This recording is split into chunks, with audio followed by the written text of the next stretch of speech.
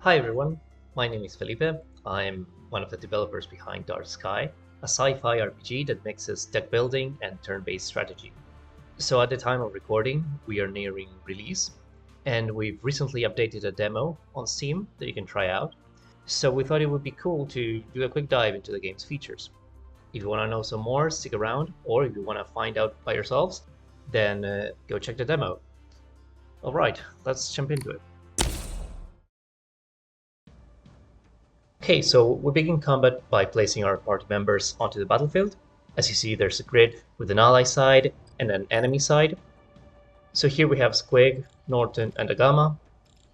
Each of them has their own decks that for the sake of the demo we pre-built these decks, but we'll get into deck building later.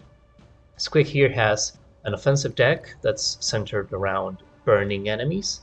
And then we have a more defensive deck built around creating holographic doubles to bait enemies into attacking them. So we'll go with the offensive one.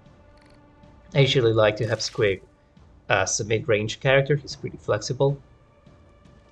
Then we have Norton, he has pretty good range and damage, so I like to keep him safe at the back line. And then Agama is a great support with great mobility, and I like having her in the front lines. Okay, let's start combat. So it's our turn to play, and all our characters act together by playing cards and spending energy, and then the enemies will go on their turn. So we can actually look into what the enemies are planning for the next turn with our intent system. We can hover over them and see what they're going to do. So this one is going to try attack Agama, and also will apply static to any adjacent fields.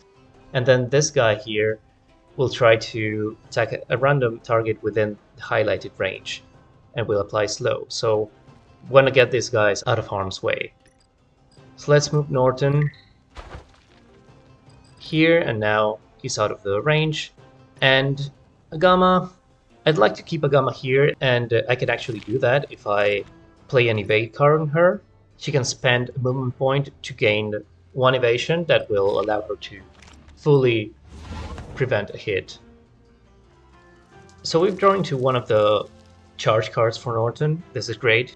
This is a great card to have at the very beginning because Norton is built around the idea of building charge, which then amplifies his other attacks. So let's go ahead and start charging up Norton. Now for the rest of these cards, I'm not really crazy about any of these right now. These are very defensive cards. So we can actually redraw this into some other options.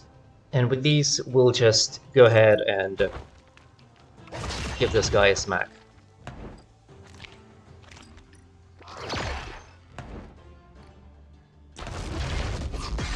See, we got out of that. Okay, next turn. Now let's see what these guys are going to do. This guy's going to destroy this cover and will also affect Squig with static by doing so. And this one is just going to get some block. So let's see one of the other features that I want to show you, which is the status effects and status reactions. Characters can inflict status effects with their cards, like for example Agama can inflict poison with her poison grenade, and Norton can inflict static with his arc bolt. And by combining these, we can actually create reactions.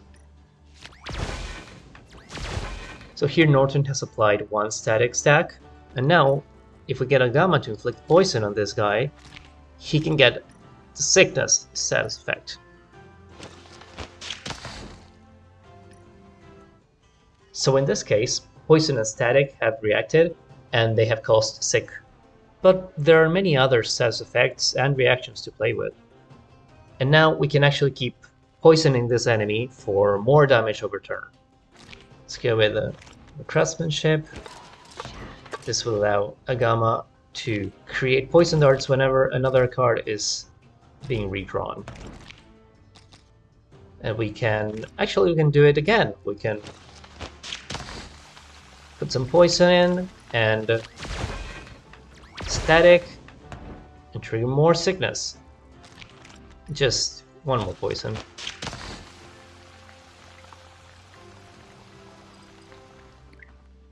So the last thing I wanted to show you guys is the deck building and upgrade system.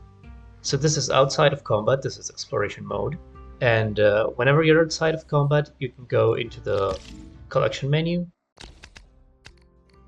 This is where we have the full collection of cards for each character. And we can edit decks. And we can craft new cards and also upgrade them. The way the upgrade system works here is each card has 2 tiers of upgrades, and whenever you level up, you gain skill points, which you use to unlock them. So when you have enough skill points, you can come here and select an upgrade, and this will change the base effect of the card. You also unlock tier 2 of upgrades, so you can buy those. So the cool thing here is that once you've unlocked a tier, you can actually swap between these upgrades as many times as you want with no cost. So I can just keep changing this and try out new combinations and adapt and change my build on the go. And because you have this flexible upgrade system and each card has its own unique upgrades, by swapping characters in and out of combat and combining all these different upgrades and their decks, there's actually a lot of depth here to explore. So I hope you guys have enjoyed this and are as excited as we are to play Dark Sky. Remember, there's a demo right now on Steam that you can try out, and Dark Sky is launching on PC September 24th. So wishlist on Steam and join us on Discord. Thank you for watching.